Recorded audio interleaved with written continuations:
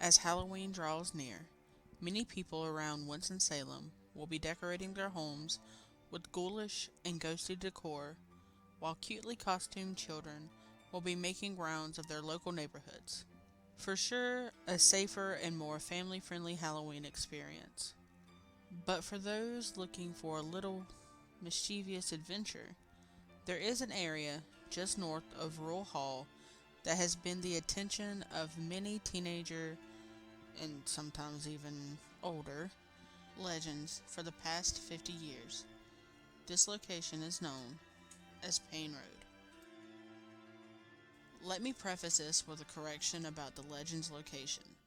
The road where all the legends are based is actually now called Edwards Road. Payne Road was renamed Edwards Road in the 80s to discourage perpetuation of the haunted legend, thrill seekers, and thievery of Payne Road signs as souvenirs.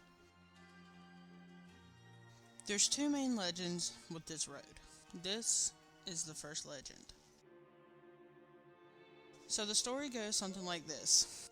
Sometime in the 1930s, a man by the name of Edward Payne lived on Payne Road, which is now Edwards Road.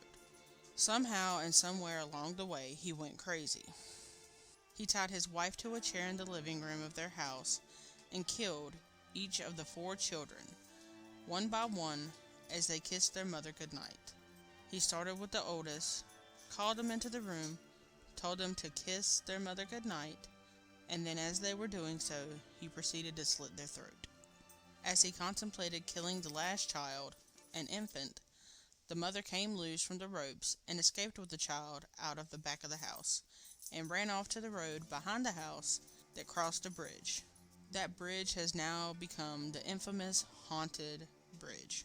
Unfortunately, her husband caught up to her, lopped her head off, and threw the infant down a well on the property.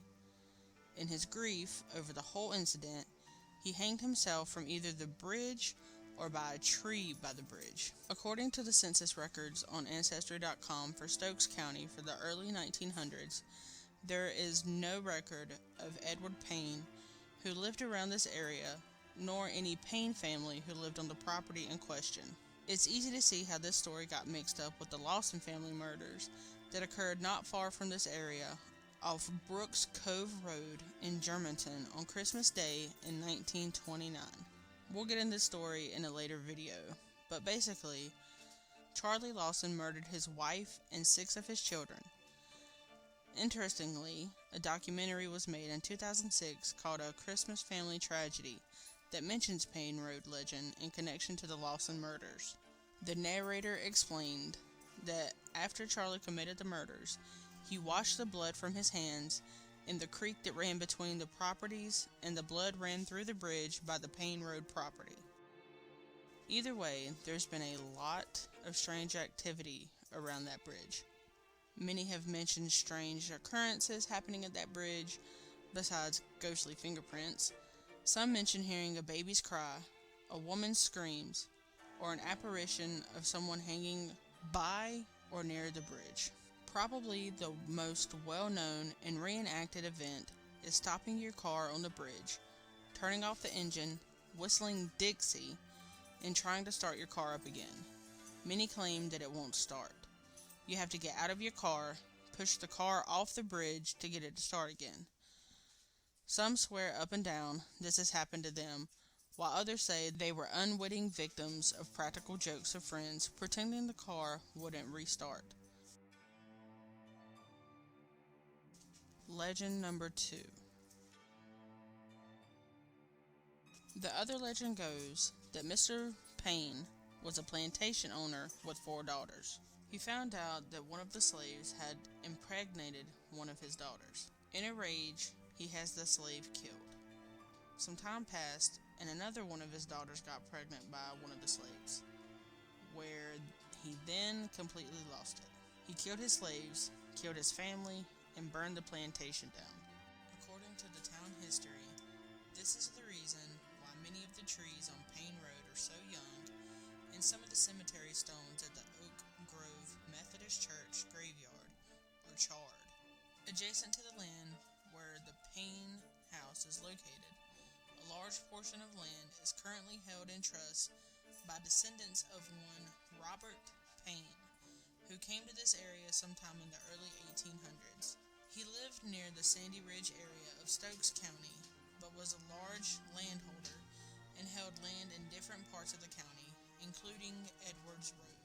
He was a large slave owner as well, with 35 slaves, according to the Book Heritage of Stokes County.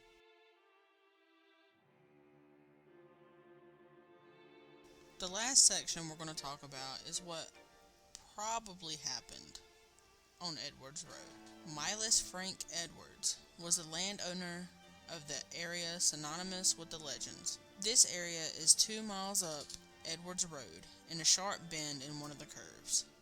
According to the newspaper obituary, Frank Edwards had made threats on his life before, apparently over financial hardships.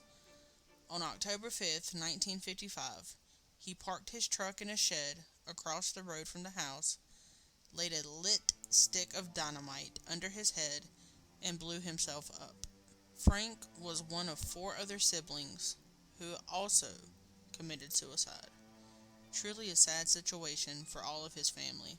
Frank Edwards' suicide marks the beginning of the fanciful stories created by locals and teenagers, combining events, real and make-believe, in order to make sense of or cover over the hard and gruesome reality of the truth.